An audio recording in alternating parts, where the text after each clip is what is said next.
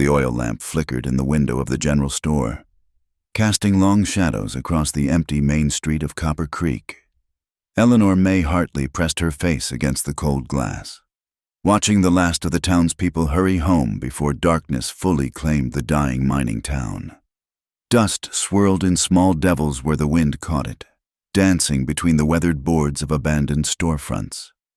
Behind her, the floorboards creaked.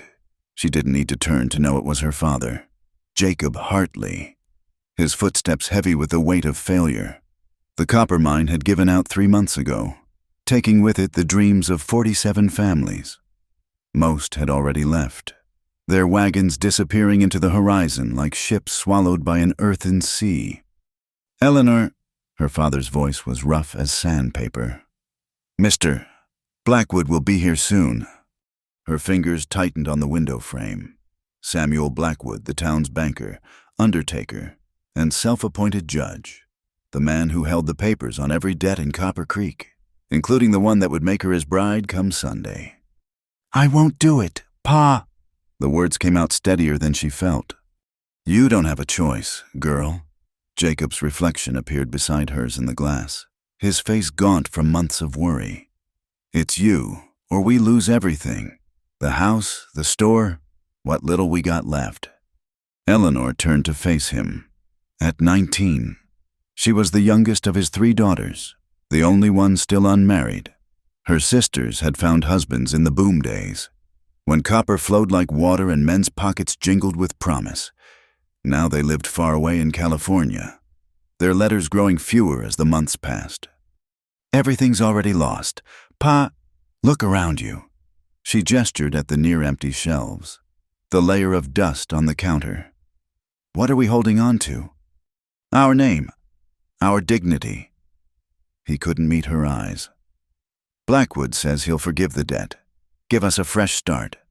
You'll have a good life, Eleanor, better than scraping by out here." A good life. She'd seen Blackwood's first wife, Martha, before the fever took her. A woman who walked like a ghost, flinching at shadows, her arms forever marked with fingerprint bruises.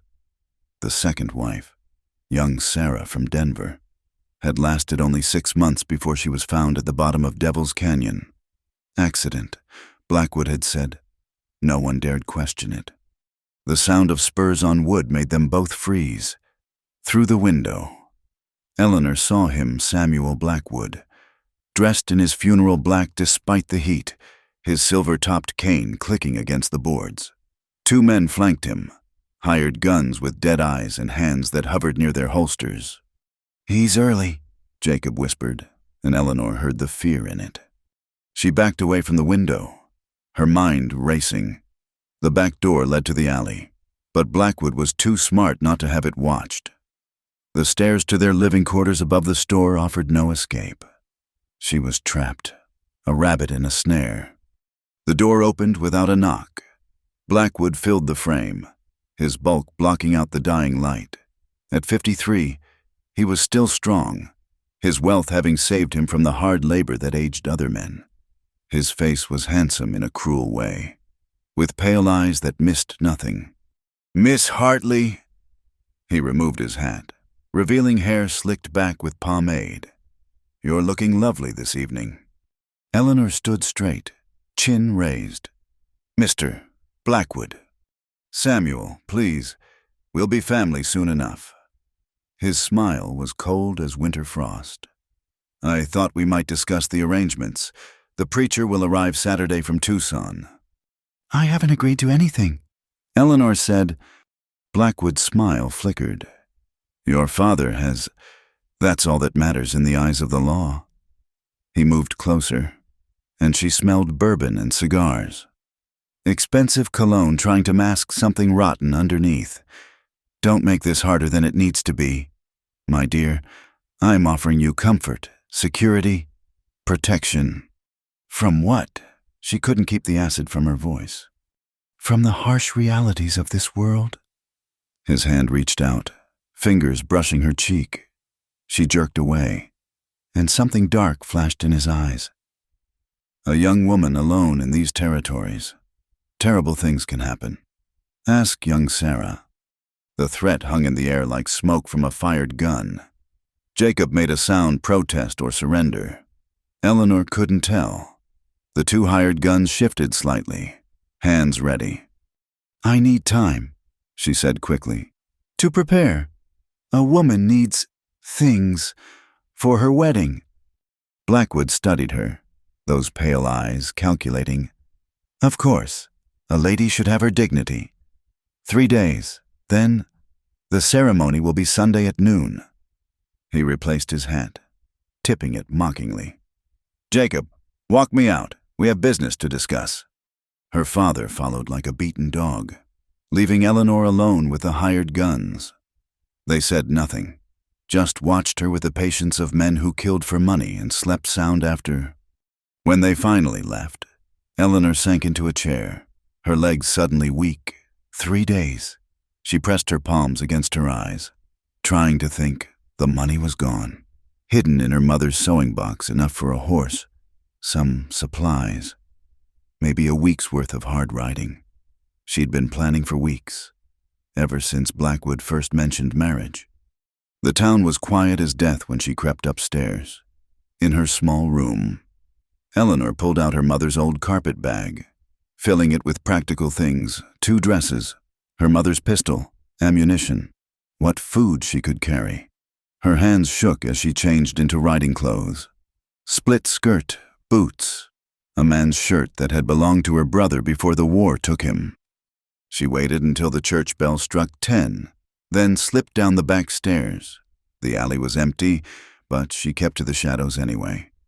The livery stable sat at the edge of town.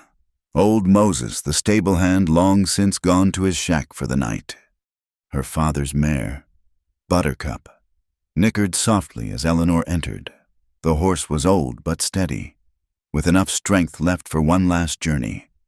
Eleanor saddled her quickly, tied the carpet bag secure. "Sorry, Pa," she whispered to the darkness, "but I'd rather die free than live in a cage." The desert stretched before her, vast and unforgiving under a blanket of stars.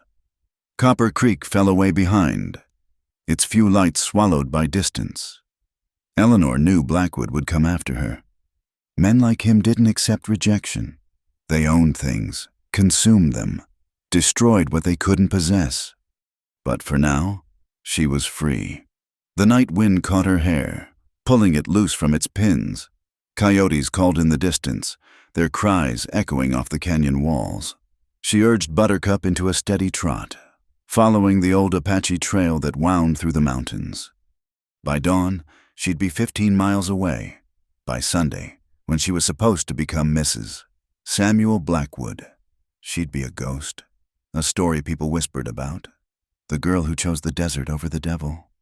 Behind her, unknown to Eleanor, a light burned late in Blackwood's study.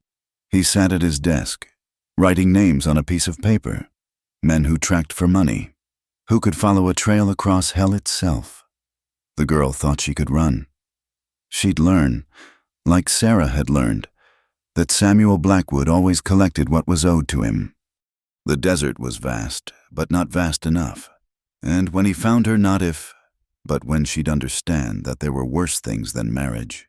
Things that happened to young women who thought they could defy the natural order of the world. But for now, Eleanor rode on. Buttercup's hooves beating a rhythm of hope against the hard-packed earth. The stars watched, silent witnesses to another soul fleeing across the endless American frontier, where freedom and death danced together under the same unforgiving sky. The sun rose like a furnace door opening, painting the desert in shades of blood and gold. Eleanor had been riding for 6 hours, and already her water was running low. She'd underestimated how much Buttercup would need, how the old mare would struggle in the soft sand that grabbed at her hooves like quicksand. They rested in the shade of a towering saguaro cactus, its arms raised to the sky like a surrendering man. Eleanor rationed the water carefully, 2 mouthfuls for her, the rest for Buttercup. The horse's sides heaved with exhaustion, foam flecking her mouth. "Just a little further, girl," Eleanor whispered, though she had no idea how much further anything was. The Apache trail had seemed clear enough in the moonlight, but now it vanished and reappeared like a ghost, sometimes nothing more than a faint depression in the earth. She'd thought she knew the desert. Growing up in Copper Creek, she'd ridden out with her brother Tom, learning to read the land like a book. But that was before Tom died at Antietam, before the mine failed, before she became currency to pay her father's debts. This desert was different, vast and hostile, with horizons that shimmered like water but offered only more dust and stone. By noon, the heat was unbearable. Eleanor had shed her jacket hours ago, but sweat still soaked through her shirt, salt stinging her eyes. Buttercup stumbled more frequently, her head hanging low. They needed water, real water, not the few drops left sloshing in the canteen. Then she saw them turkey vultures circling lazily in the distance. Her heart sank. Something was dead or dying out there, but vultures meant water might be near. Desperate creatures gathered where life struggled to hold on. She urged Buttercup toward the birds, and found what they circled a dead coyote beside a cluster of rocks. But there, just beyond, a precious sight, a small spring bubbling up from the earth, forming a pool no bigger than a washtub. Green grass grew around it, impossible emerald in the sea of brown. Eleanor nearly cried with relief. She let Buttercup drink first, holding the mare back when she would have gorged herself. Too much too fast would make her sick, while the horse drank. Eleanor filled the canteen, then cupped water in her hands, splashing her face and neck. That's when she heard it, the sound that made her blood turn to ice water despite the heat. Dogs baying in the distance.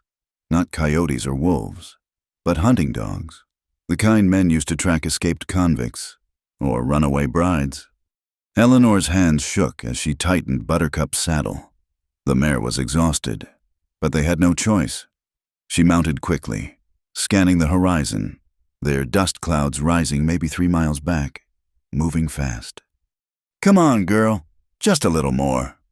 She kicked Buttercup into a trot, then a canter. The mare tried, God bless her, but her gait was uneven, labored. They wouldn't outrun dogs and fresh horses. Not like this. The land rose ahead, climbing toward a maze of red rock formations. If she could reach them, maybe she could hide, lose the dogs among the stones. Eleanor leaned forward, urging Buttercup on, but felt the mare stumble. Catch herself, stumble again. The baying grew louder, closer. The rocks were still a mile away when Buttercup went down. It happened fast, a soft spot in the trail, the mare's front leg plunging deep, the sickening snap that followed. Eleanor flew over the horse's neck, hitting the ground hard enough to drive the air from her lungs. She lay gasping, stars dancing in her vision. When she could move, she crawled to Buttercup. The mare lay on her side, eyes rolling white with pain, her right foreleg bent at an impossible angle. "No, no, no." Eleanor cradled the horse's head, tears cutting tracks through the dust on her face. Buttercup had been her mother's horse, had carried Eleanor since she was a child, and now the dogs were closer. She could hear men's voices now, calling to each other. Eleanor fumbled for her mother's pistol, hands clumsy with grief and fear. She knew what had to be done. "I'm sorry," she whispered, pressing the barrel to the spot her brother had shown her years ago. "I'm so sorry." The shot echoed off the rocks like thunder. The dogs went silent for a moment, then resumed with renewed fervor. They knew where she was now. Eleanor grabbed her carpetbag and ran. Her boots slipped on loose stones. Her skirt caught on thorny ocotillo. Behind her, dust clouds grew larger, took shape. 4 riders, maybe 5. And the dogs, she could see them now. Lean brown shapes flowing over the ground like water. The rocks were closer, but not close enough. Her legs burned. Her lungs felt like they were full of broken glass. A rattlesnake buzzed warning from a nearby bush, and she veered away, nearly falling. Then salvation, or its illusion. A narrow canyon opened between 2 towering red rocks, its entrance partially hidden by a fallen boulder. Eleanor squeezed through, scraping skin from her arms, and found herself in a shadowed corridor of stone. The walls rose 50 feet on either side, the passage so narrow she could touch both sides with outstretched arms. She ran deeper, taking turns at random when the canyon branched. The dogs' baying echoed strangely here, bouncing off the walls until it seemed to come from everywhere at once, but they'd have to leave the horses to follow. That might buy her time. The canyon opened suddenly into a bowl-shaped clearing. Ancient ruins dotted the far wall, native dwellings built into the cliff face centuries ago. Eleanor climbed desperately, her fingers finding holds in the crumbling stone. If she could reach one of those dark openings. Well, well, clever little rabbit. The voice froze her halfway up the cliff. She looked down to see a man emerging from the canyon, not one of Blackwood's usual thugs, but someone worse. Luther Hobbs, bounty hunter and tracker, a man who'd hunted Apache warriors and lived to brag about it. He was lean as a winter wolf, with pale blue eyes and prematurely white hair. 2 dogs flanked him, sitting obediently at his signal. He held a rifle casually, like an extension of his arm. "Miss Hartley, I presume Mr. Blackwood would like you to come home now." "Go to hell." Eleanor started climbing again. Luther chuckled. "Been there, didn't care for the climate." He raised the rifle, and stone exploded inches from Eleanor's hand. "Next one goes through your leg, Mr. Blackwood said alive, he didn't say undamaged." Eleanor clung to the cliff face, calculating. 20 feet to the nearest dwelling. Too far. Luther wouldn't miss again. "There's no shame in being caught," Luther said conversationally. "You made it further than most. That trick at the spring, letting your horse drink slow smart. And finding this canyon, I'm impressed. Course, I've been tracking folks through these rocks for 20 years. More men appeared behind him, Blackwood's hired guns, looking dusty and irritated. One of them spat tobacco juice and muttered, "Waste of time. Should have grabbed her in town." "Where's the sport in that?" Luther kept his eyes on Eleanor. "Come on down. Miss, sun's getting high. Neither of us wants you falling and breaking that pretty neck." Eleanor's fingers were cramping. Her strength was failing. Slowly, hating herself for it, she began to descend. When her feet touched ground, rough hands seized her arms. "Tie her hands," Luther ordered, "and hobble her feet. Girl's got too much spirit to trust." As the rope bit into her wrists, Eleanor met Luther's gaze. "He'll have to kill me first." Luther smiled, and it was almost sympathetic. "No, miss, he won't. Men like Blackwood don't kill what they own. They break it, slow and careful, until it forgets it was ever wild." He turned to the others. "Mount up, long ride back." They tied her hands to a saddle horn, her feet bound beneath the horse's belly. As they rode out of the canyon, Eleanor looked back once at the cliff dwellings, at the freedom that had been so close. The ancient ruins stared back with empty windows, having seen too many dreams die to mourn one more.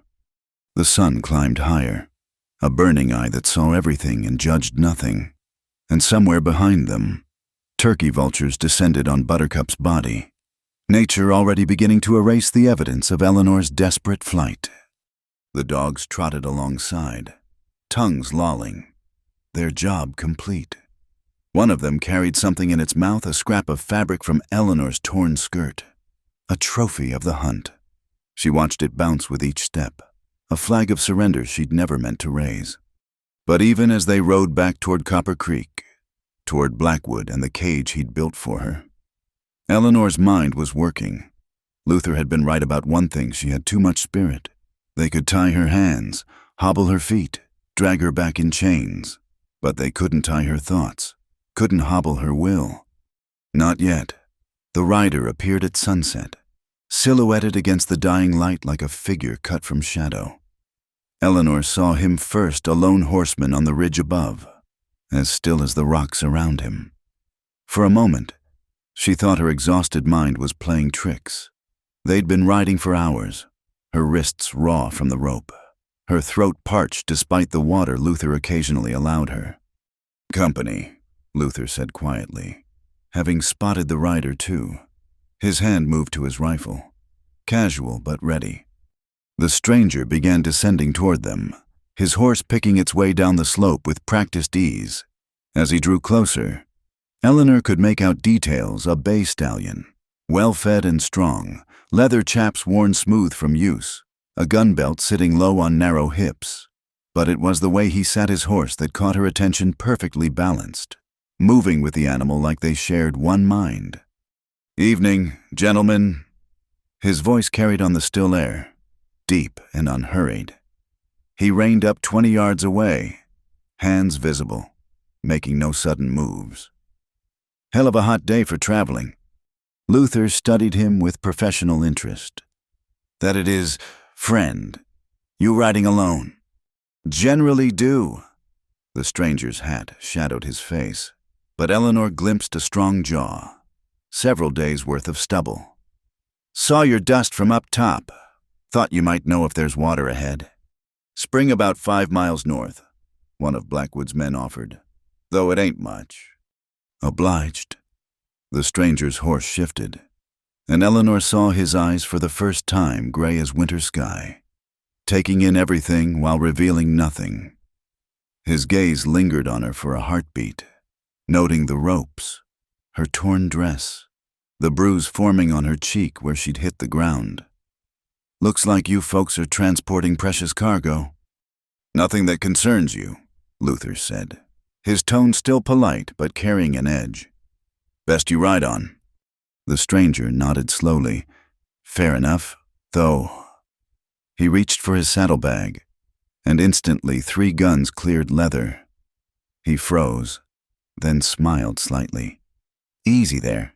Just getting my tobacco. Long ride makes a man crave his comforts." "Slow," Luther warned, with exaggerated care. The stranger pulled out a leather pouch and papers. He built a cigarette with steady hands, seemingly unbothered by the guns pointed his way.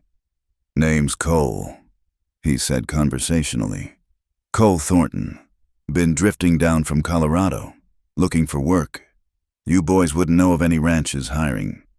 Try the Rocking J 30 miles west." Luther said, "Now move along." Cole lit his cigarette, the flame from his match briefly illuminating weathered features, a face that had seen hard years but worn them well. "Appreciate the advice." He touched his hat brim, his eyes meeting Eleanor's again. Something passed between them, not a promise, just acknowledgement. Then he turned his horse and rode on, unhurried, disappearing into the gathering darkness. "You know him?" one of the hired guns asked Luther. "No, but I know the type. Drifter, probably fought in the war, looking for something he'll never find." Luther spat. "Keep alert.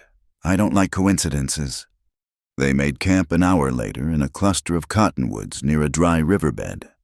Eleanor was tied to a tree, given water and hardtack, then largely ignored as the men tended their horses and built a small fire.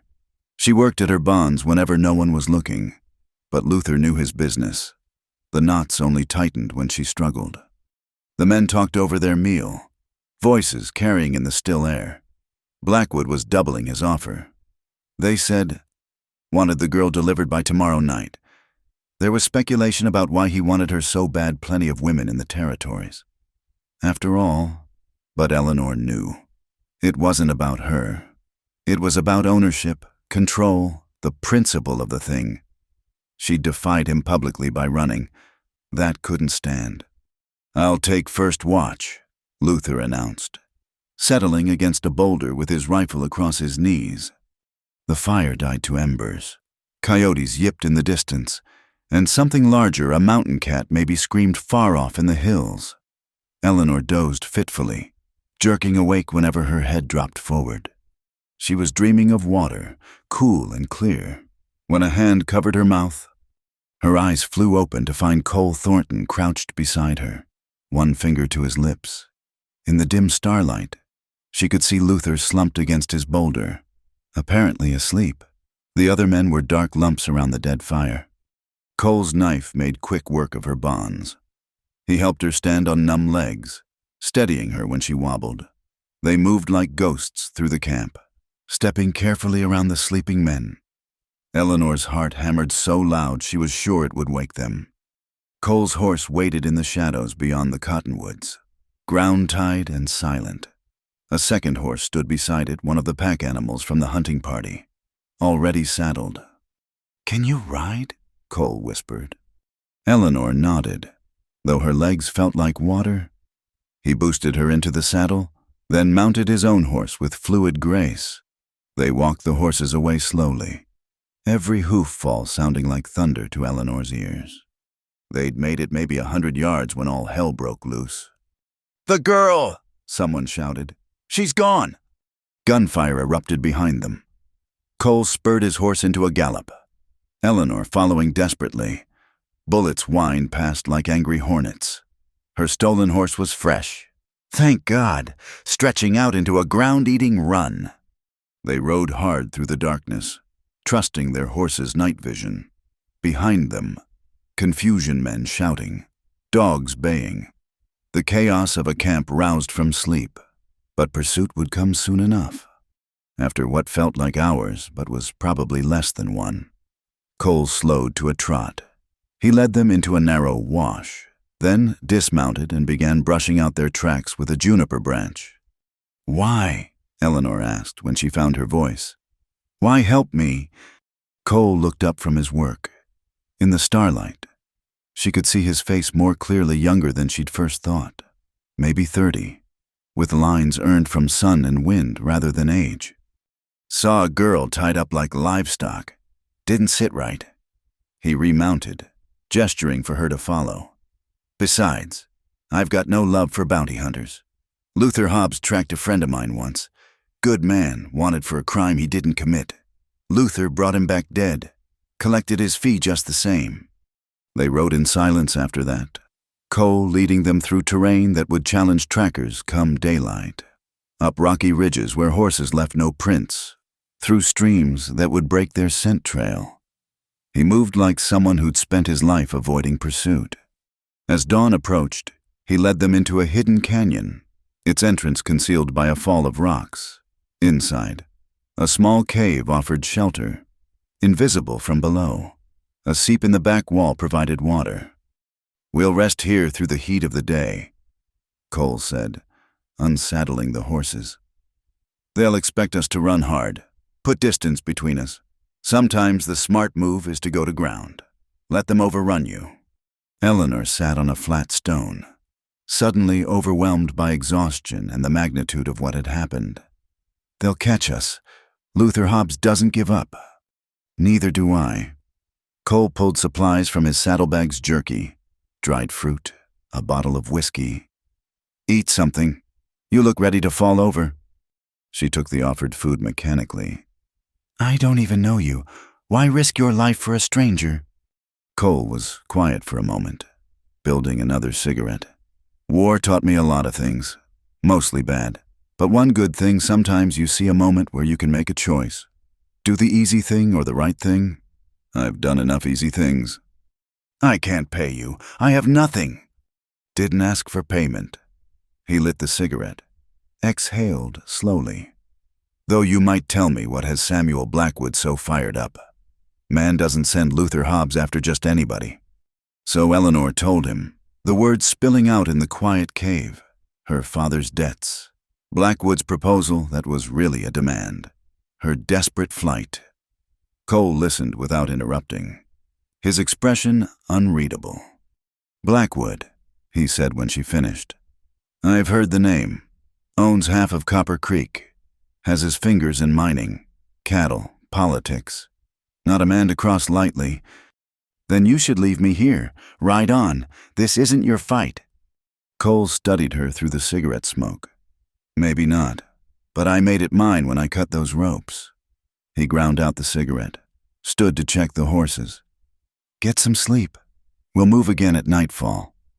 "To where he'll follow me anywhere." "Then maybe it's time to stop running." Cole's smile was sharp as a blade. "Maybe it's time to take the fight to him." Eleanor stared at him, That's insane. He has money, men, the law on his side. He has fear, Cole corrected. Men like Blackwood rule through fear, but fear's a funny thing. Works both ways. He spread his bedroll near the cave entrance. Sleep now. We'll need our strength for what's coming. As exhaustion finally claimed her, Eleanor watched Cole settle against the cave wall, rifle close at hand. He'd positioned himself between her and the entrance. She realized, a guardian she hadn't asked for but desperately needed. Outside, the sun climbed toward its zenith, baking the desert into submission. But in the cool darkness of the cave, Eleanor slept deeply for the first time since she'd fled Copper Creek, protected by a stranger who'd chosen the right thing over the easy thing. She didn't know if she could trust Cole Thornton, but for now, she had no choice. And somehow, that gray-eyed drifter with his quiet competence and unasked-for gallantry had given her something she'd lost in Luther's Canyon trap: hope. They rode through the night in companionable silence, two shadows moving across the moonlit desert. Cole led them along game trails and dry washes, paths invisible to most eyes. Eleanor found herself studying him when she thought he wasn't looking the way he tilted his head to listen to the wind, how his hand never strayed far from his gun, the easy grace with which he sat his horse. "You were a soldier," she said finally. It wasn't a question. "Once," he didn't elaborate. "Union or Confederate? Does it matter now?" His voice carried old weariness. "War's been over 10 years. We're all just trying to find our way and what's left." They stopped to rest the horses near a cluster of Joshua trees, their twisted forms like tortured souls frozen in prayer. Cole produced more jerky in a canteen, watching as Eleanor ate mechanically. "You're thinking too loud," he observed. Eleanor looked up, startled. "What?" "Can practically hear the wheels turning in your head. Wondering if you can trust me. Wondering what I really want. Wondering if you've jumped from the frying pan into the fire." Heat rose in her cheeks. "Can you blame me?" "No."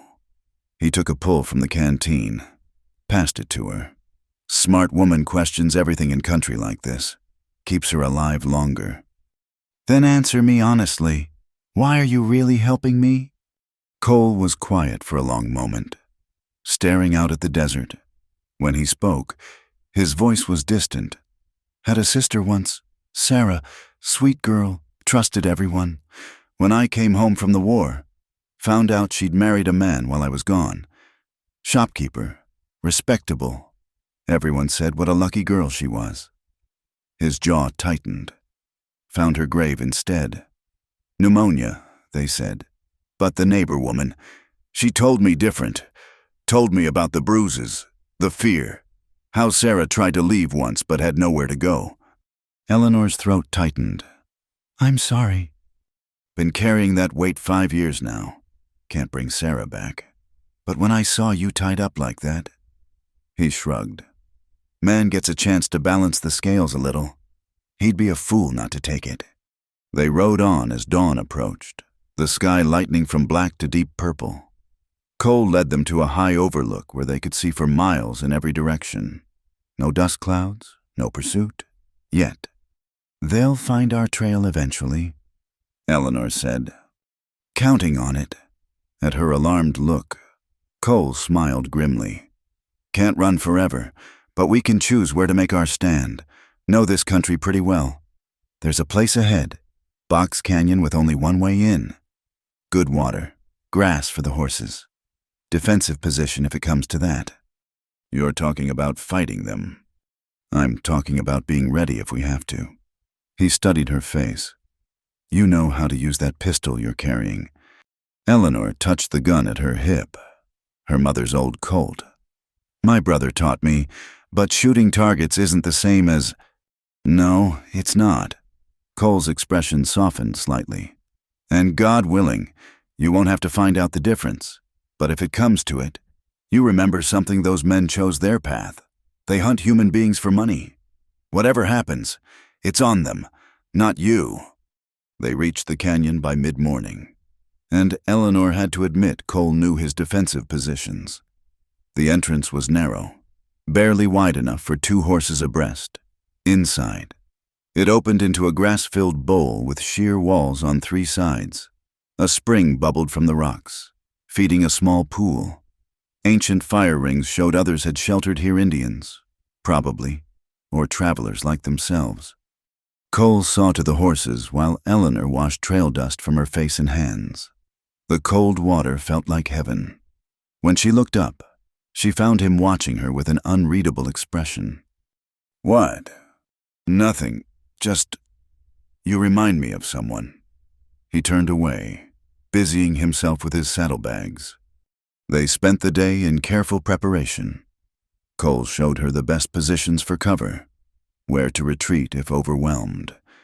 He made her practice drawing her pistol until her hand ached, correcting her grip, her stance. "Don't try to be fancy," he instructed. "Center mass, squeeze, don't jerk, and keep shooting until the threat stops. None of this winging them in the shoulder nonsense." As afternoon wore on, clouds built over the mountains, promising rain. They sat in the shade of an overhang, sharing the last of Cole's food supplies. "Tell me about your life," Eleanor said suddenly. "Before the war, what were you—" Cole smiled, and it transformed his face, making him look younger. "Would you believe a schoolteacher?" "No." "Good, because I'd be lying." He leaned back against the rock. "My father had a small ranch in Texas. Nothing grand, but it was ours. Raised horses, some cattle. Thought I'd take it over someday. Find a wife, raise kids. Simple dreams. What happened? War happened. Ranch got burned by raiders, didn't matter which side. Both armies took what they needed. Parents died of fever in a refugee camp. Sarah married that bastard while I was gone. Came back to nothing." He picked up a stone, sent it skittering across the ground.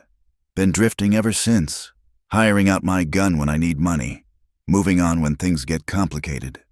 "Sounds lonely." "It is." He met her eyes. "But lonely's better than some alternatives." Eleanor wanted to ask more, but something in his expression warned her off. Instead, she said, "When this is over, what will you do?" "Depends on how it ends. You—" "I don't know. Can't go home.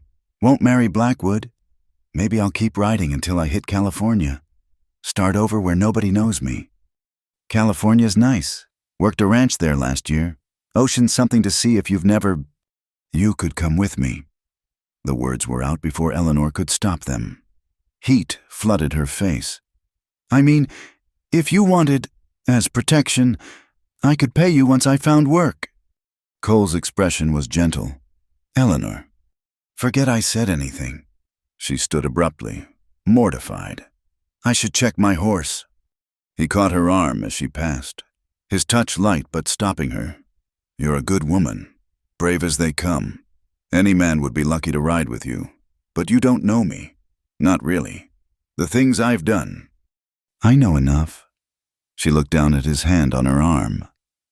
"I know you came back for me when you could have ridden on. I know you're risking your life for a stranger. That tells me what kind of man you are." "Does it?" His voice was rough. "What if I told you I've killed men not just in war, but after? What if I told you I've done things that wake me up at night?" "Then I'd say you're human." Eleanor turned to face him fully. "We've all done things to survive. That doesn't make us monsters." For a moment, something raw flickered in Cole's eyes. Then he released her arm, stepped back. "You should get some rest. If they're coming, it'll be tonight or tomorrow." Eleanor wanted to say more, to bridge the sudden distance between them, but she recognized the walls he'd thrown up, the same ones she'd built around her own heart, so she simply nodded and moved to her bedroll, leaving him to his watch and his ghosts. As darkness fell, Cole remained at the canyon entrance, a silent sentinel against the night.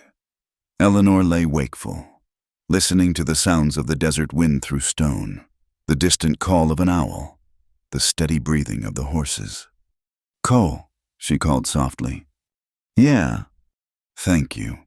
Whatever happens, I want you to know I'm grateful." There was a long pause. Then, so quiet, she almost missed it. "Get some sleep. Eleanor, tomorrow's going to be a long day." She closed her eyes, trying to quiet her racing thoughts. In the morning, Luther Hobbs would likely find them. There would be violence, possibly death. But for now, in this moment, she felt safer than she had in months. Not because of the canyon's walls or the gun at her hip, but because of the man keeping watch in the darkness. A man who'd known loss and loneliness, who carried his own burden of regret, but who'd chosen to stand between her and harm.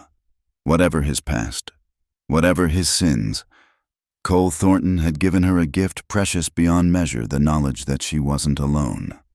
Thunder rumbled in the distance, and the first drops of rain began to fall.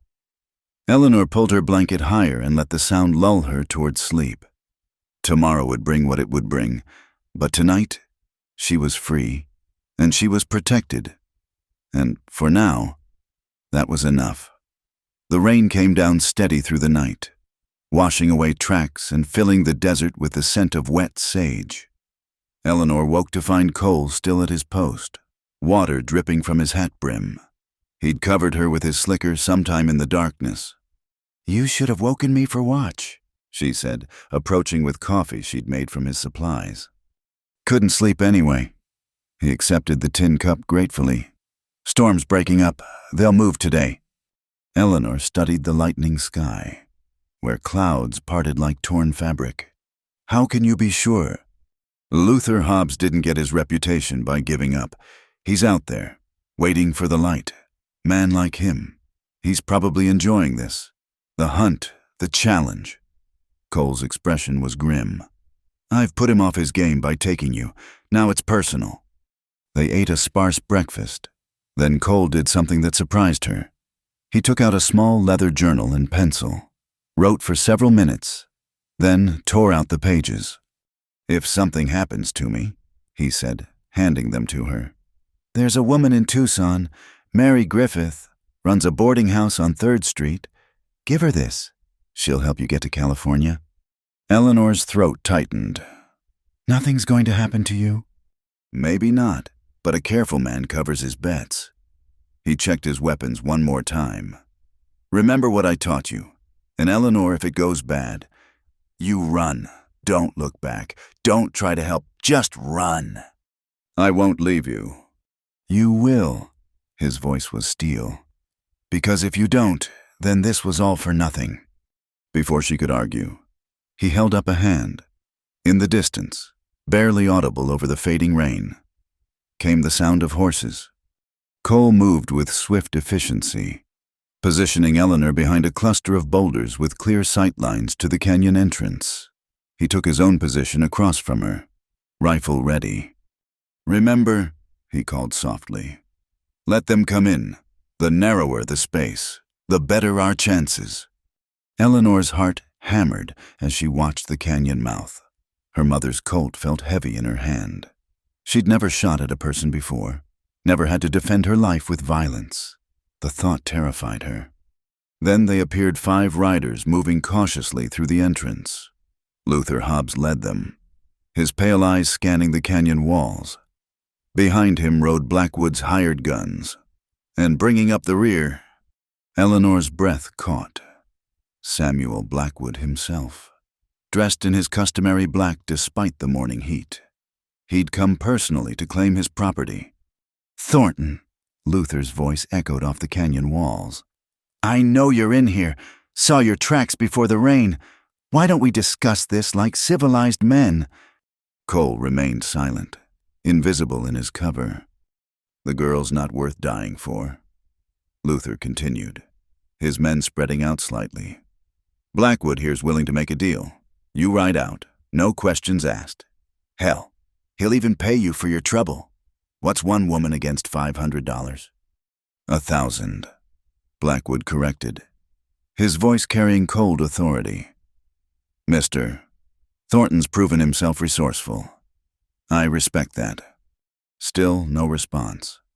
Eleanor could see Luther's frustration building. The bounty hunter didn't like being at a tactical disadvantage. "Eleanor," Blackwood called out suddenly. "I know you can hear me. This foolishness has gone on long enough. Your father's beside himself with worry. Come out now, and I'll forgive this misunderstanding. No one needs to get hurt." The lies flowed smooth as honey. Eleanor bit her lip to keep from responding. "Your father," Blackwood continued, "had another spell with his heart. The doctor says it's the stress. Do you want his death on your conscience, all because you couldn't accept your responsibilities?" Eleanor's resolve wavered. Her father's health had been poor. A shot rang out, stone chips exploding near Luther's horse. The animal danced sideways, nearly unseating him. "That's close enough." Cole's voice came from somewhere above. He'd moved position without Eleanor even noticing. "Turn around and ride out. This is your only warning." Luther's smile was wolf-like. "There you are." He made a subtle hand gesture to his men. "Counteroffer. Thornton, you throw down your weapons. We take you both back peaceful-like. Nobody bleeds today." "Can't do that." "Pity." Luther's hand moved like lightning. The canyon erupted in gunfire. Eleanor pressed herself against the boulder as bullets whined overhead. She saw one of Blackwood's men spin from his saddle, Cole's rifle finding its mark. Another dove for cover, firing wildly. Through the chaos, she spotted movement, 2 men trying to flank Cole's position. Without thinking, Eleanor raised her pistol and fired. The shot went wide, but it was enough to make them dive for cover. "Good girl," she heard Cole shout. "Keep their heads down." The battle turned into a deadly stalemate. Luther and his remaining men had found cover, but they were pinned in the narrow canyon. Every time someone moved, Cole's rifle cracked. He was patient, methodical, placing shots to keep them contained rather than trying for kills. But they were patient too, and they had more ammunition. "This is pointless," Blackwood shouted during a lull. He'd taken shelter behind a fallen log, his fine clothes now muddy and torn. "You're outnumbered." "Maybe," Cole called back. "But you're outpositioned. We can do this all day." Eleanor heard it, then movement behind her. She spun to find one of Luther's men had somehow circled around, climbing the canyon wall. He was almost on her, gun rising. She fired without conscious thought. Once, twice, 3 times. The man clutched his chest, a look of surprise on his weathered face, then toppled backward. Eleanor stared at the body, her gun hand shaking. She'd killed a man. The reality of it hit like a physical blow. "Eleanor," Cole's warning came just in time. She threw herself flat as more bullets sparked off the rocks where she'd been standing. The fight intensified. Luther, realizing their flanking attempt had failed, pressed a frontal assault.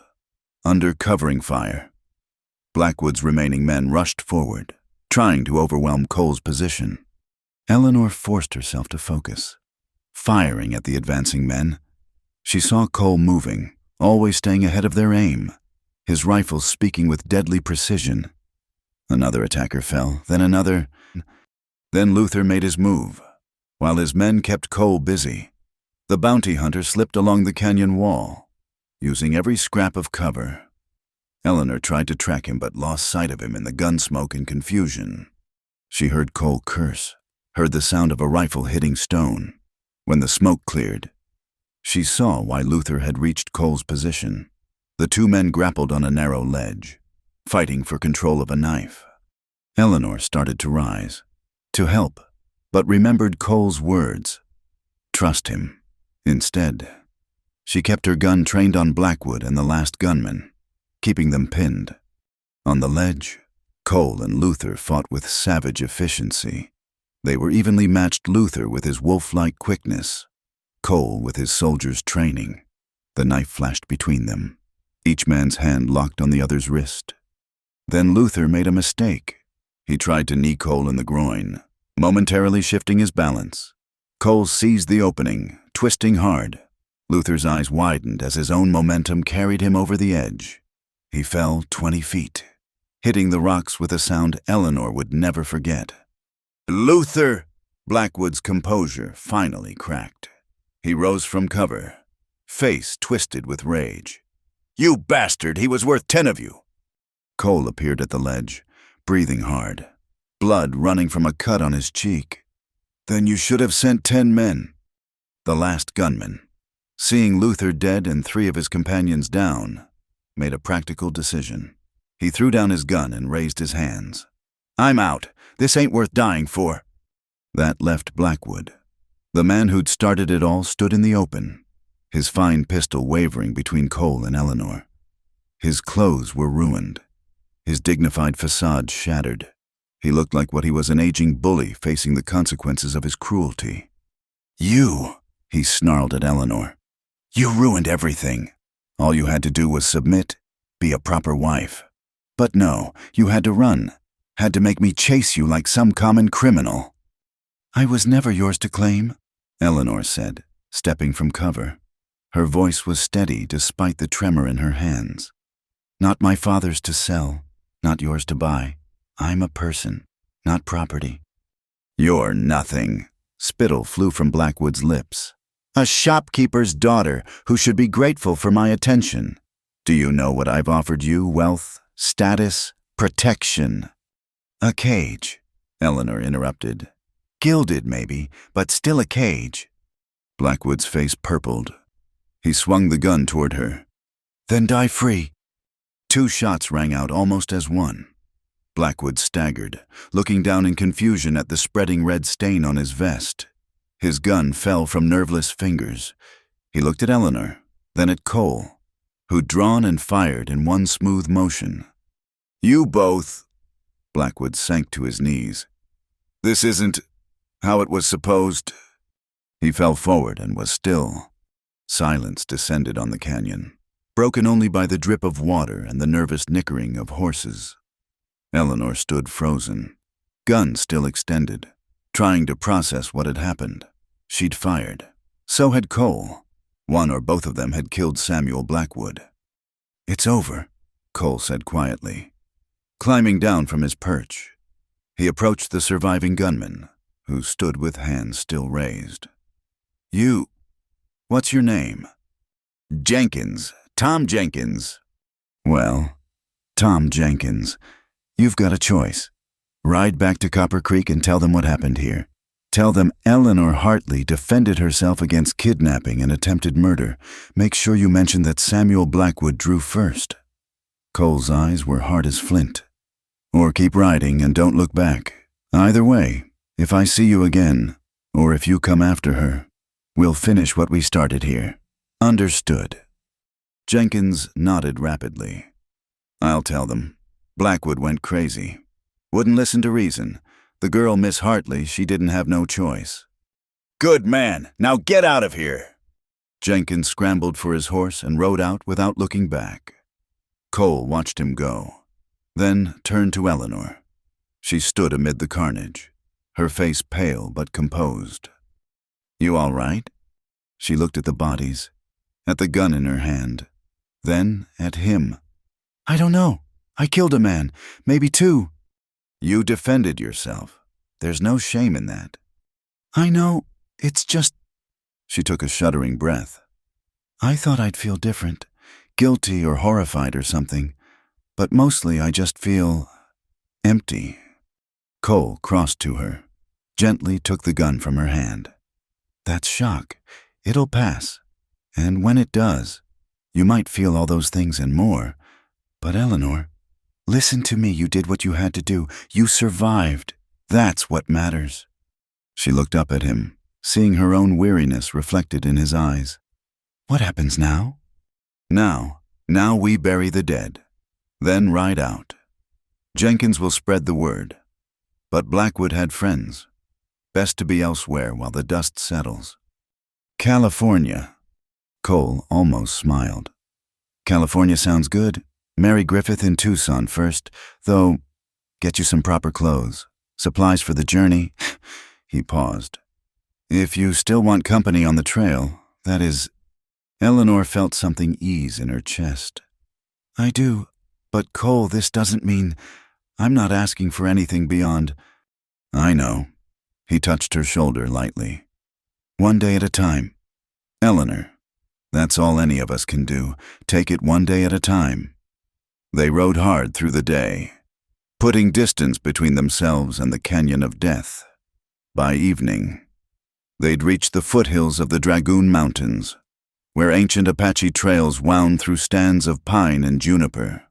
The air was cooler here, scented with resin and the promise of safety. Cole found them shelter in a grove of old pines, where a small spring bubbled from moss-covered rocks. They made camp quietly, both lost in their own thoughts. The events of the morning seemed like something from a nightmare, too violent and sudden to be real. Eleanor tended the horses while Cole built a small fire, keeping it low and smokeless. When she returned, she found him cleaning his weapons with methodical precision, the familiar ritual seeming to calm him. "We should reach Tucson in 3 days," he said without looking up. "2 if we push hard, but the horses need rest." "There's no hurry now." Eleanor sat across from him, watching the firelight play across his features. The cut on his cheek had stopped bleeding, but it would leave a scar. Another mark to add to his collection. "Cole, can I ask you something?" "Shoot." He winced at his choice of words. "Sorry, go ahead." "Back there, when Luther had you with the knife, were you afraid?" He considered the question, hands still working on his rifle. "Fear's a funny thing. In the moment, when you're fighting for your life, there's no room for it. You just act, react, survive. The fear comes after, when you have time to think about what almost happened. Is that why you couldn't sleep last night?" Cole looked up then, meeting her eyes. "Partly, also thinking about what came next, where we go from here." "You said California." "I meant after that." He set the rifle aside, his expression serious. "Eleanor, you need to understand something. What happened today, it's going to follow us. Maybe not right away, but eventually. Blackwood had business partners, political connections. Someone's going to want answers. Jenkins will tell them the truth. Maybe he'll tell whatever story keeps him breathing." Cole pulled out his tobacco pouch, building a cigarette with steady hands. "I've been running from one thing or another most of my life. It's no way to live. You deserve better than that." Eleanor felt something cold settle in her stomach. "Are you trying to back out? Because if you are..." "No." The word came quick and firm. "I gave my word. I'll see you safe to California. Just want you to know what you're getting into, riding with me." They sat in silence for a while, listening to the fire pop and the horses crop grass nearby. Finally, Eleanor spoke, her voice soft in the gathering darkness. "I need to tell you something. About Blackwood. About why he wanted me so badly."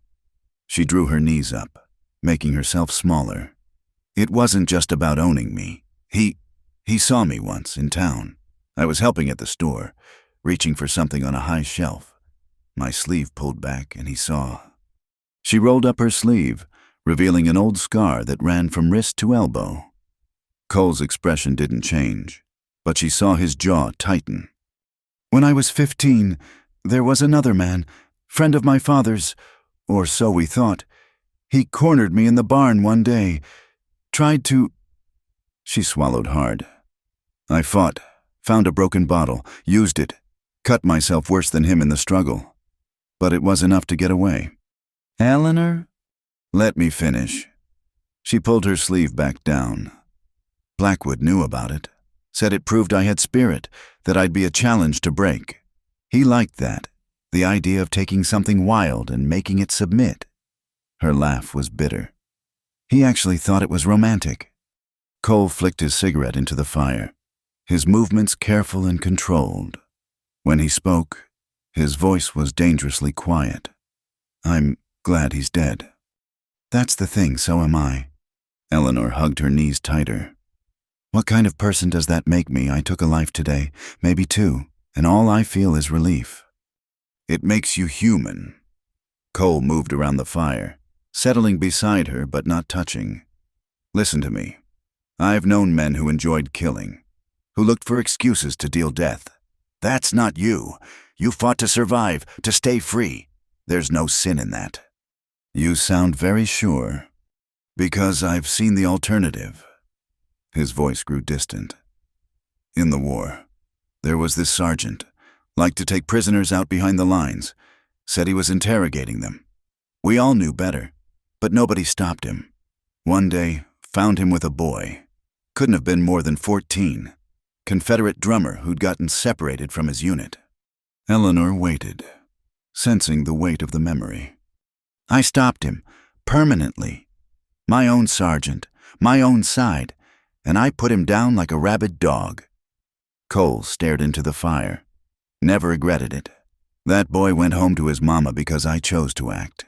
Sometimes that's all we can do, choose who lives, who dies, and live with the consequences. Is that why you left the army? Among other reasons, he turned to look at her. Point is, you're nothing like Blackwood or men like him. You didn't go looking for violence. It came to you, and you did what you had to. Don't let guilt for necessary actions poison your soul. Eleanor felt tears prick her eyes. Without thinking, she leaned against his shoulder. He stiffened for a moment, then relaxed, his arm coming around her carefully. Thank you, she whispered. For what? For seeing me as more than something to be saved or owned. For treating me like a person. His arm tightened slightly. You are a person. Strong one too, stronger than you know. They sat like that as full darkness fell, taking comfort in simple human contact. The stars emerged one by one, brilliant in the clear mountain air. Somewhere in the distance, a screech owl called, its cry echoing off the ridges. Cole, Eleanor said eventually. Tell me about California. What's it really like? She felt him smile against her hair. Green valleys that stretch forever, mountains that make these hills look like ant piles. And the ocean, Lord, Eleanor, the ocean's something to see, blue as sapphires, stretching to the horizon, waves that crash against cliffs with a sound like thunder. You miss it. I miss the possibility of it. The idea that you could ride west and find something new, start over clean. He shifted slightly. Maybe that's what California really is, not a place, but a promise. The chance to become who you're meant to be instead of who circumstances made you. Then that's where we'll go. Eleanor pulled back to look at him. We'll find that promise together. In the firelight, his gray eyes held depth she was only beginning to understand. Eleanor, you need to know I'm not an easy man to be around. I have nightmares, dark moods. There are days I can barely stand my own company. I'm not asking you to be perfect. She reached up, fingertips ghosting over the cut on his cheek. Just be real, be here, that's enough. He caught her hand, held it gently. You're the first person to touch me without violence in I can't remember how long. Then we're even. You're the first to touch me without wanting to possess me. They stayed like that, her hand in his, the fire burning low between them and the vast night all around. It wasn't a declaration of love. Too much had happened. Too much lay ahead for such promises. But it was a beginning. Two damaged souls recognizing something in each other, choosing to face the uncertain future together rather than alone. We should sleep, Cole said finally. Long ride tomorrow? Eleanor nodded, but didn't move immediately. Cole, what you said earlier, about me being the last person you help, you didn't mean that. Did you? A ghost of a smile touched his lips. No, but I meant what came with it. You're the last because after this, I'm done running. Whatever comes next, wherever we end up, I'm making my stand. No more drifting. Good. She squeezed his hand once, then rose to prepare her bedroll. Because I have a feeling California's going to need men like you. Men who know the difference between necessary violence and cruelty, who choose to protect rather than possess. As she settled into her blankets, Eleanor watched Cole take up his familiar position at the edge of their camp, rifle across his knees. Guardian still, but perhaps something more. The future stretched ahead uncertain as the desert they'd crossed, full of dangers and possibilities in equal measure. But for the first time since she'd fled Copper Creek, Eleanor faced it without fear. She'd been tested in blood and fire and survived. More than that, she'd found an ally, perhaps even a partner, in the most unlikely of places. Tomorrow would bring its own challenges, but tonight, under the watching stars, she was free. They both were, and that freedom, bought with gunpowder and courage, was worth any price they'd had to pay. The smoke rose black against the morning sky, visible for miles across the desert. Eleanor saw it first, reining in her horse on the ridge overlooking Tucson. Cole pulled up beside her, his expression grim. "That's coming from the south end of town?" he said, "near 3rd Street. Where Mary Griffith's boarding house stood? Eleanor's stomach clenched with dread. They rode in carefully, keeping to the side streets. The town was in an uproar, people running with buckets, shouting orders, trying to control a fire that had already consumed 2 buildings. Among the chaos, Eleanor spotted armed men, too many to be coincidence, watching the crowds with professional attention. Cole steered them into an alley behind the general store. "Wait here," he said, dismounting. "Something's wrong." "I'm coming with you." "No." His tone brooked no argument. "If this is what I think it is, they're looking for us. 1 person can slip through, 2 can't." He was gone before she could protest, melting into the crowd with practiced ease. Eleanor waited, holding both horses, every nerve screaming danger. The minutes crawled by like hours. When Cole returned, his face told her everything. Mary's dead. Her boarding house burned last night. Fire started in 3 places, no accident. Blackwood's men. Has to be. Word travels fast out here. Someone wants to tie up loose ends. He swung back into the saddle. "We need to leave.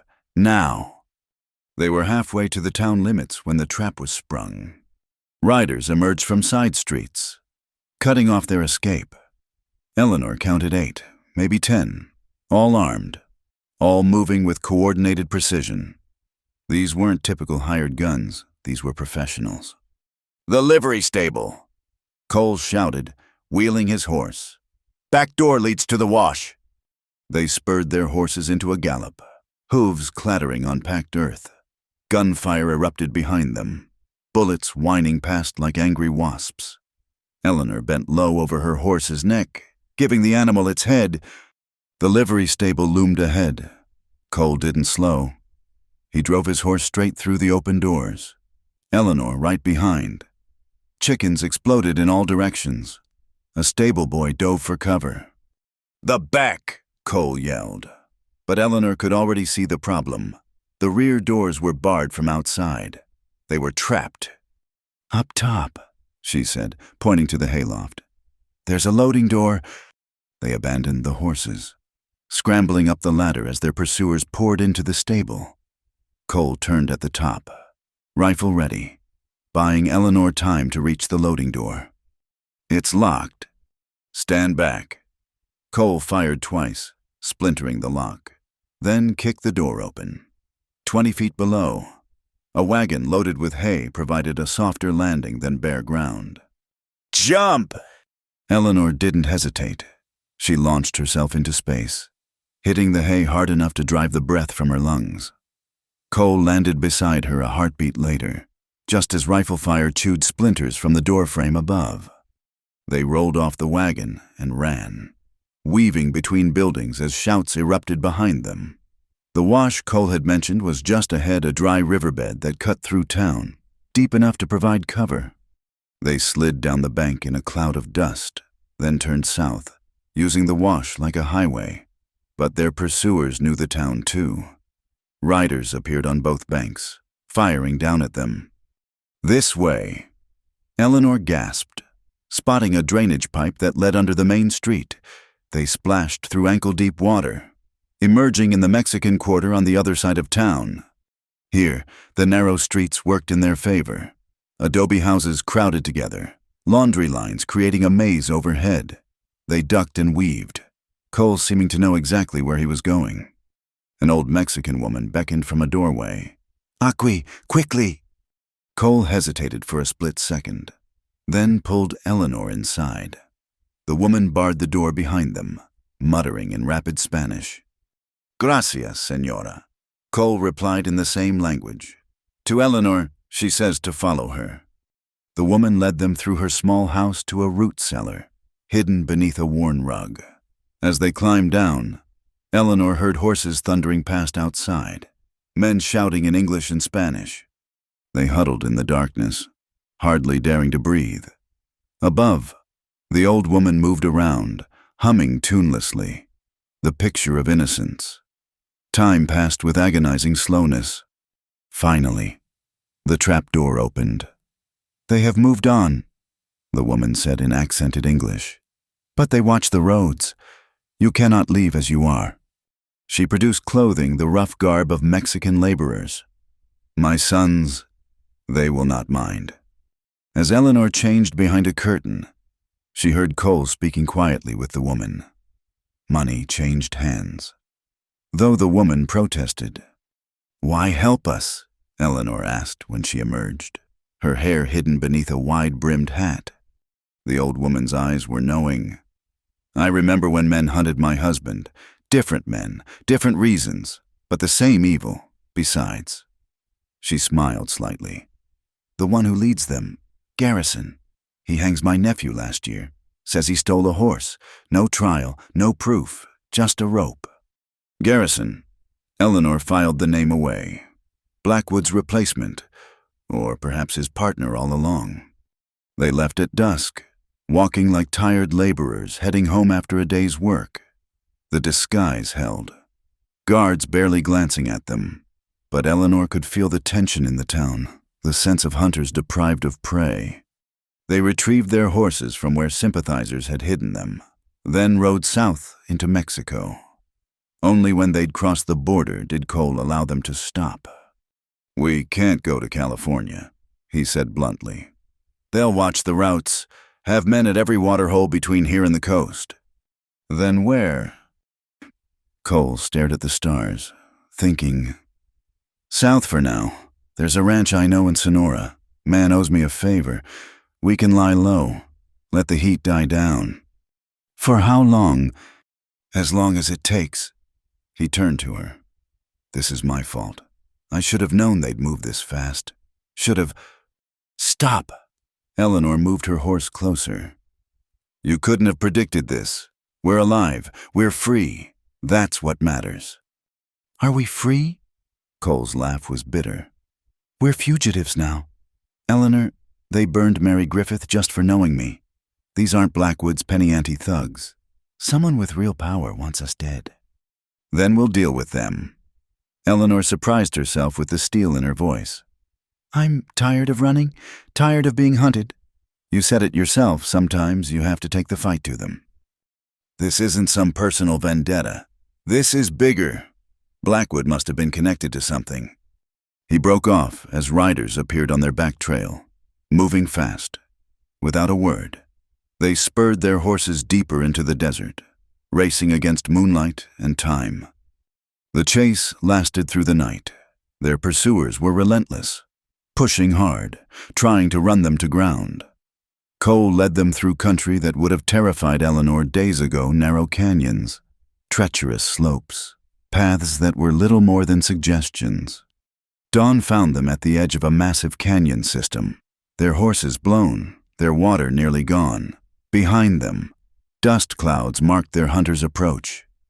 There, Cole pointed to what looked like a solid cliff face. A patchy trail, invisible unless you know where to look. The path was terrifying, a narrow ledge that switchbacked down the canyon wall. One misstep would mean a fall of hundreds of feet, but it was their only chance.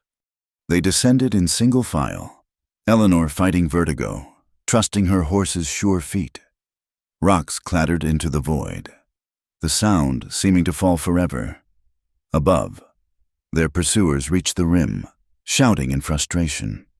"They'll have to go around," Cole said when they finally reached the canyon floor. "Gives us maybe a day's lead." They pushed on through landscapes that seemed from another world, towering rock spires, painted deserts, forests of stone. Cole knew them all, navigating by instinct and memory. On the third day, they reached the ranch he'd mentioned, a fortified hacienda that looked more like a small fort. Vaqueros watched from the walls as they approached, rifles ready. "Tell Don Alejandro that Cole Thornton asks for sanctuary," Cole called in Spanish.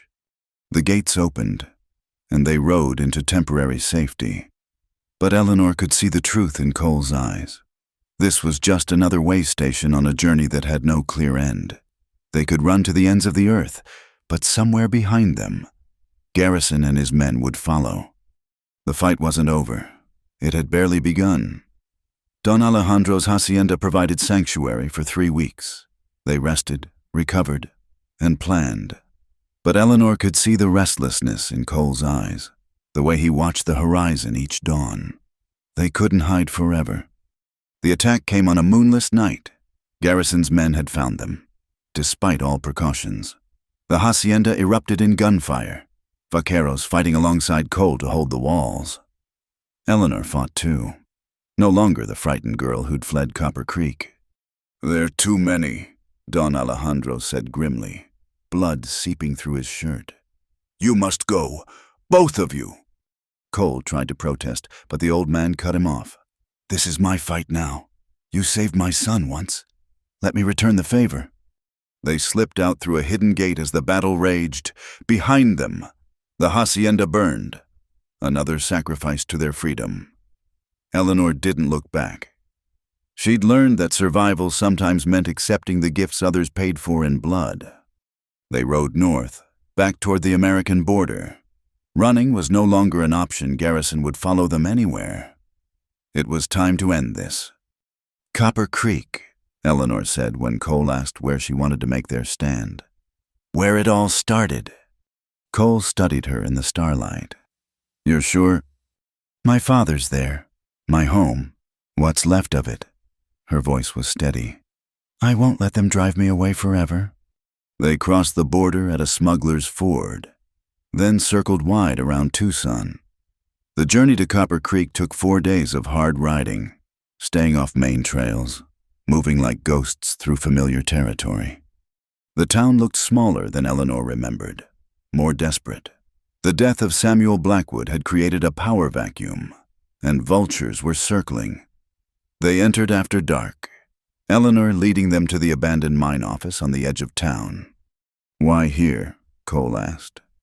"Because underneath is a tunnel system. Tom and I explored it as children. Multiple exits, defensive positions." She smiled grimly. "If they want us, they'll have to come into our territory." They spent the night preparing checking weapons, mapping escape routes, setting up positions. At dawn, Eleanor walked openly down Main Street, no longer hiding. The effect was immediate. People stared, whispered, scattered. Within an hour, the word would reach Garrison. Her father emerged from the store, aged 10 years in the month she'd been gone. "Eleanor, child, what are you doing here?" "Ending this, Pa." She embraced him quickly. "Get inside. Lock the doors. What happens next isn't your fault." "Eleanor, please." "No more running. Pa, no more." She returned to the mine office where Cole waited. They didn't have long. From the upper windows, they could see the whole town spread below. "You ready for this?" Cole asked. "I've been ready since the day I left." She checked her pistol, her mother's gun that had seen her through so much. "Cole, whatever happens, we'll handle it together." He positioned himself at another window. "Like we always have." Garrison arrived at noon, riding in like he owned the town. 20 men with him, all armed, all dangerous. He dismounted in front of the mine office, arrogant in his confidence. "Eleanor Hartley," his voice boomed across the empty street. "You've led us quite a chase. Time to end this foolishness." "The only thing ending is you," Eleanor called back. You burned innocent people, hunted us like animals. For what money power? Garrison laughed. For order, girl. Blackwood understood that. This territory needs strong men, not rebellious women who don't know their place. My place is wherever I choose to stand. Brave words. Let's see if you're still brave when... Cole's rifle cracked, and the man beside Garrison spun away. The street erupted in chaos. The battle was fierce but brief. Garrison's men, used to hunting scared fugitives, weren't prepared for defenders who knew their ground. The mine office's stone walls turned bullets. The tunnel system let Cole and Eleanor appear where least expected, fire and vanish. But Garrison was cunning. While his men kept them busy, he circled around, finding one of the tunnel entrances Eleanor had thought secret. She realized her mistake when she heard his voice echoing from below. Clever girl, but I've been hunting longer than you've been alive. He emerged from the shadows, gun drawn. Eleanor fired, but he was already moving. Her shot chipped stone where he'd been. His return fire was more accurate, creasing her arm, spinning her around. First blood to me, Garrison said, advancing. Drop the gun. Eleanor clutched her wounded arm, backing away. Where was Cole still fighting above, unaware of the danger below? You killed Blackwood, Garrison continued. Do you have any idea what you cost me? We had arrangements, understandings, the whole territory sewn up neat and tidy. Then you had to play the hero. He was a monster. He was a businessman, like me. Garrison's smile was cold. His mistake was wanting to marry you. Me, I just want you dead. He raised his gun, and Eleanor knew she was out of time. Her wounded arm couldn't lift her pistol fast enough. The shot was impossibly loud in the enclosed space. Eleanor flinched, waiting for the impact. But Garrison was the one who staggered, looking down in shock at the spreading red stain on his chest. Behind him, Cole stood with smoking gun, having emerged from another tunnel. Your mistake, Cole said quietly, was threatening her. Garrison fell to his knees, then forward. The light faded from his eyes, taking with it the last of Blackwood's legacy. Above, the gunfire was tapering off. Garrison's men, leaderless and taking heavy casualties, were retreating. Through the window, Eleanor could see them riding hard out of town, scattered and broken. It's over, she breathed, then louder. It's really over. Cole crossed to her, examining her arm with gentle fingers. Just a graze. You'll have a scar to match the other one. Another story to tell. She looked up at him, seeing her own exhaustion and relief mirrored in his eyes. What now? Now we decide what comes next. No one's chasing us anymore. Eleanor, for the first time since this started, we're truly free. They emerged from the mine office to find the townspeople gathering. Some looked fearful, others grateful. Her father pushed through the crowd, tears streaming down his weathered face. My girl, he said, embracing her carefully. My brave, foolish girl. I'm sorry, Pa, for all of it. No. He pulled back, meeting her eyes. I'm sorry for trying to sell you like property, for not being the father you deserved.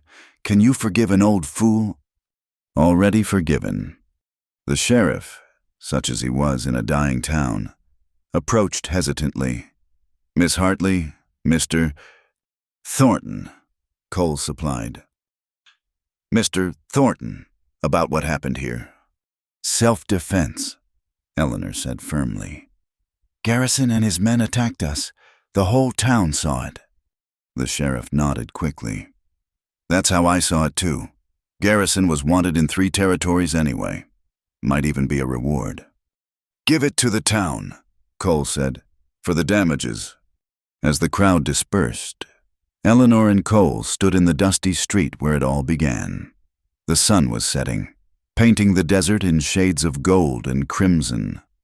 California, Cole asked. Offer still stands. Eleanor considered, then shook her head. Not yet. This town needs rebuilding. My father needs help with the store. Maybe, she looked at him hopefully, maybe you could stay for a while. Cole was quiet for a long moment. Then he smiled, the expression transforming his face. Reckon I'm tired of drifting. Might be nice to build something instead of tearing it down. Is that a yes? That's a yes. He took her hand, careful of her wounded arm.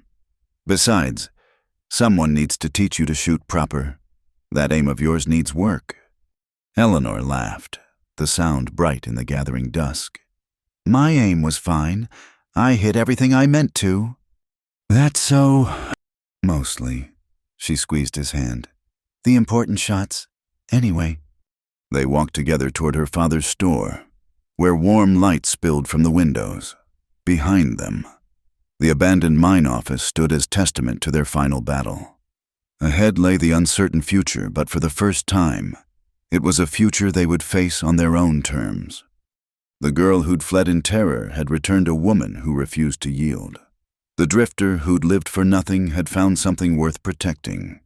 Together, they'd proven that freedom was worth any price, and that sometimes the greatest victory was simply the right to choose your own path. In the last light of day, Copper Creek looked less like a dying town and more like a place of possibilities. It would take work, dedication, and no small amount of courage. But then, Eleanor and Cole had proven they had all three in abundance. The Wild West was changing, civilization creeping in with railways and law books. But in that moment, in that place, two souls had carved out their own version of freedom. And that, perhaps, was the most enduring victory of all. Thank you for listening to this Wild West love story. Where are you enjoying this tale from? Please comment below and let's connect. Don't forget to subscribe to the From Wild West channel and share your thoughts on Eleanor and Cole's journey. Your support means everything.